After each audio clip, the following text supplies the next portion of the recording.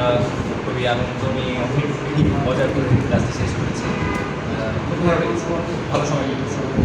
কোনো রোমাঞ্চকর অভিজ্ঞতা রয়েছে কিনা, এই যে নায়কের সাথে কাজ করলেন যে? রোমাঞ্চকর বিষয় হচ্ছে কি ও সবসময় লেট করতে আগে চলে আসে। আমি সবার আগে আসতাম, তুমি লেট করে আসতাম। যেটা এখন দেখলেন এটাই হচ্ছে সারা পুরো শুটিংটা এরকম ছিল। এটা অনেক জরকারি নাকি নায়িকা হিসেবে? না না, ঝগড়া করি না, আমরা চেষ্টা করি। না, তবে অনেক সাপোর্ট করেছে কোয়ার্ডিনেট হিসেবে। আশা করি হ্যাঁ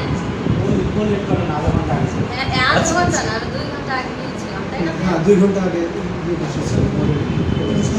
এই মুস্কান আপুর যে কাজের অভিজ্ঞতা, এটা কি প্রথম নাকি এর আগেও কিছু করেছে? আগে কাজ না করে তো এই কাজটা পাই নাই, ছোট ছোট কাজ করে তো বড় কাজ পেয়েছি, তাই না? আগে কি কাজ করেছেন? আগে সিঙ্গেল নাটক করেছি, ফটোশুট, বিজ্ঞাপন। সিঙ্গেল নাটক করেছেন।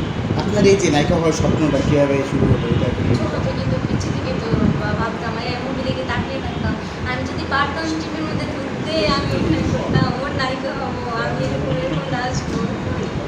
আপনার স্বপ্নের নায়ক বলতে কাকে বলে? আমার স্বপ্নের নায়ক আমার এখনো জুটে নাই, আসবে।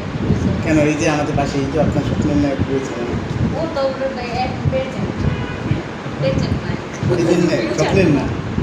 না, স্বপ্নের তো না, তো হুট করে আসছে, আবার হুট করে শেষ হয়ে গেছে। চলে যাচ্ছে। হ্যাঁ, এই যে সাকিব খানের সাথে অনেক নায়িকারাই কাজ করতে চায়, আপনি কি সাকিব করতে? খানের সাথে আমি মুভি করতে চাই সেটা বলবো না, যদিও হয় সেটা আমার সৌভাগ্য। হ্যাঁ ভাইয়া, আপনি কাকে ফলো করেন অভিনয় জগতে?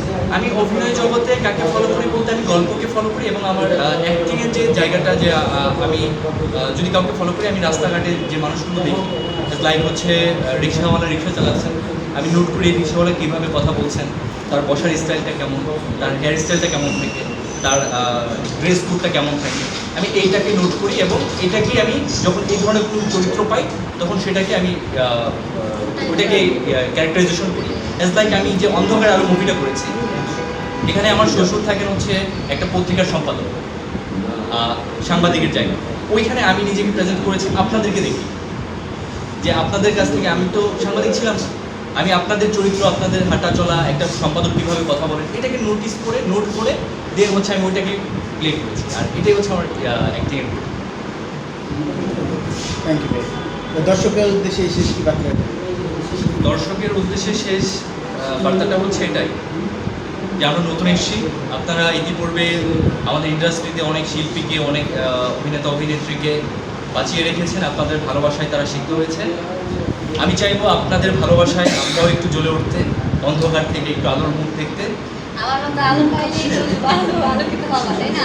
দর্শকের ভালোবাসা লাগবে, আলোকিত করতে পারবো। দর্শকের ভালোবাসা লাগবে অনেক বেশি। দর্শকের ভালোবাসা যতদিন থাকবে ততদিন আমি বেঁচে থাকবো এবং আমি চাইবো আমার দিক থেকে আপনাদের জন্য সর্বোচ্চ ভালো ভালো কাজ উপহার দেওয়ার জন্য। আর আপনারা আমাকে একটু আপনাদের ভালোবাসা দিন, একটু দোয়া করবেন আমার জন্য, এটাই আমার মনে হয়। আপু দর্শকের উদ্দেশ্যে কি বলবেন? দর্শকদের উদ্দেশ্যে একটা কথাই বলবো, আপনারা মুভিটি দেখবেন, আপনাদের ভালো লাগবে, আশা করি ভালো লাগবে। আপনারা